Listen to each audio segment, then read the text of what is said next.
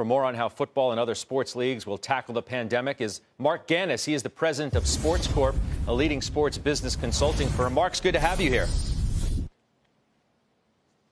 Great to see you, Scott. Are you surprised that the league is steadfast in sticking to its start date and the Super Bowl? No, not the least bit surprised. You're going to see the league put out its schedule this week. Everyone knows that that's really subject to what the public health issues, testing, and other health matters that happen between now and then take place. But it's really important to get the information out. It's important for the fans to have something to look forward to.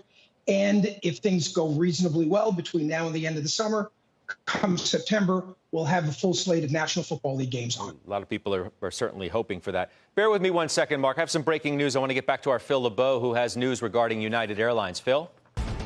Scott, I'm taking a look at a memo that was just sent out to all management and administrative employees at United Airlines, and it essentially outlines the fact that the company is planning to cut at least 30% of its management and administrative jobs come October 1st. Remember, because of the CARES Act and the money that was given to airlines as part of through the Treasury Department, one of the stipulations was that there could be no major layoffs, no mass layoffs at any of the airlines that received money, including United Airlines, through September 30th.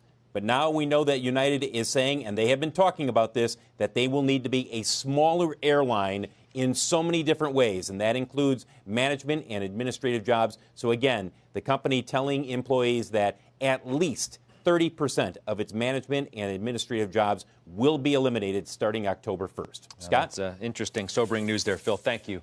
That's Phil LeBeau with that breaking news regarding United Airlines. Let's get back to our conversation with Marc Ganis as we look ahead to what is hopefully an on-time NFL season. We heard today, Marc, from the Miami Dolphins. They talked today about how the stadium may look moving forward, going from some 65,000 fans, maybe down to 15. You've done a lot of stadium deals in your day. Take us inside the stadium. How is the experience going to be for fans, if there are fans at all?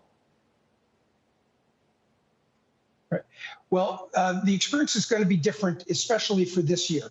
NFL, baseball, if we can get basketball and hockey, but the experience is going to be quite different. First thing is that we're going to have social distancing. That will require a lower capacity in the buildings. We're probably going to be asking the at-risk fans not to come to the games. Those are well known now. If you're uncomfortable, also don't come. We're going to see that people are going to be monitored, their temperatures in one form or another as they come into the building.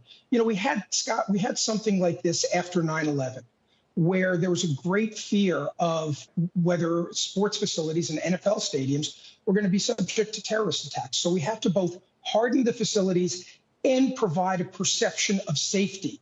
So the actual safety and perception of safety, both of those are going to need to be done by NFL teams, all the sports leagues, and that's likely to start with, at least if baseball comes back, no spectators, then add some and add some and add some. And maybe by the time we get to September, we're going to be in a position where we can have a fairly robust number of people in the stands. Marc, how are the teams going to make up for the lost revenue? Lower ticket sales, lower parking, concessions, merchandise, everything that goes into the pot at the end of the day. How do they make up for that? They don't make up for it, Scott. It's going to be this is an aberration year. It's going to be one of those reasons why you have sound financial ownership and sound financial debt restrictions and things like that, because this is one of those situations where everyone is going to lose money. One of the things that were the NFL and the NBA and National Hockey League, they have in their deal with the players that roughly 50% of the revenues go to the players. If those revenues go down, that means the salary caps will go down either this season or next season. But no way around it. The owners and the leagues, the industries, are going to lose a great deal of money this year. It's $1 trillion industry. And if we just have to get back on the field, not just for the business, not just for the other people who work at it, but we have to get back there so there can be a sense of little something close to normalcy in the lives of Americans who are so used to having sports to cheer on and talk about. I got to be real quick, but does this do anything to valuations of teams?